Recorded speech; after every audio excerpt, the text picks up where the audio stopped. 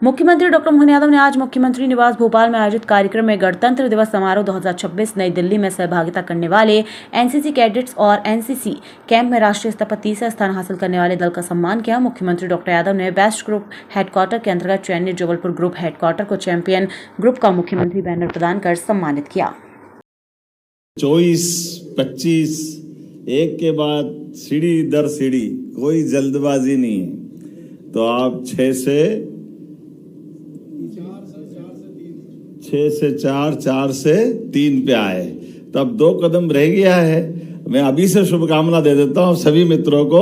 भविष्य की दृष्टि से हो सकता है 27 में आप नंबर 1 पे आइए, मेरी कामना है, मेरी अपनी ओर से बधाई।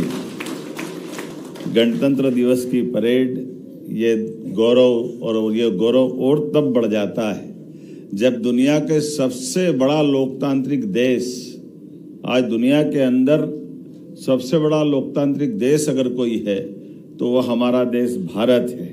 और ऐसे लोकतांत्रिक देश में हमें और इस बात का आनंद है, यशस्वी प्रधानमंत्री के नेतृत्व में देश हर क्षेत्र में आगे बढ़ रहा है, किसी क्षेत्र में कमी नहीं। जब मैं प्रधानमंत्री की बात कर रहा हूं तो जोरदार ताली बजा करके उनकी भावना का सम्मान करें। आज के इस दौर में आपकी भूमिका लोकतंत्र की भावी भूमिका को और मजबूत करेगी।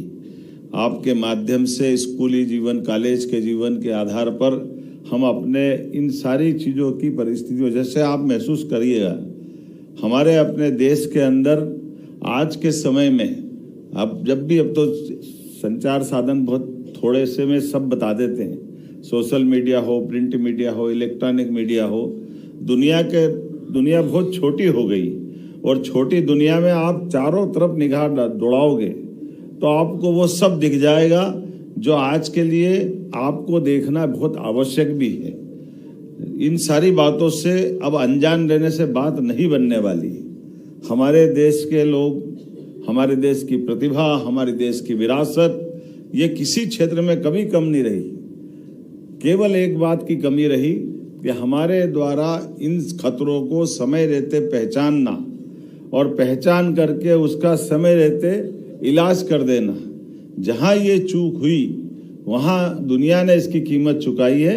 हमने कभी किसी के देश की सीमाओं में अतिक्रमण नहीं किया, हमने किसी को दबाया नहीं, लेकिन मानवता की स्थापना के लिए भारत और भारत के लोगों ने आदिकाल से अपनी एक पहचान बनाई है। और इसीलिए आपके जैसी शिक्षा अध्ययन करते करते अलग अलग विधाओं से आपको परिचित कराते हुए एनसीसी के माध्यम से, जिनकी गायन की, वादन की, किसी अपनी अच्छे बौद्धिक या भाषण देने की, जिसकी जो प्रतिभा है, हमारे यहाँ तो आदिकाल से 64 कला 14 विद्या, भगवान कृष्ण के काल से, भगवान राम के काल से, हर काल में हम अपनी प्रतिभाओं को आगे बढ़ते देख करके उनके अपने अलग अलग बनाए गए उस समय के बड़े योगदान को स्मरण करते रहते हैं।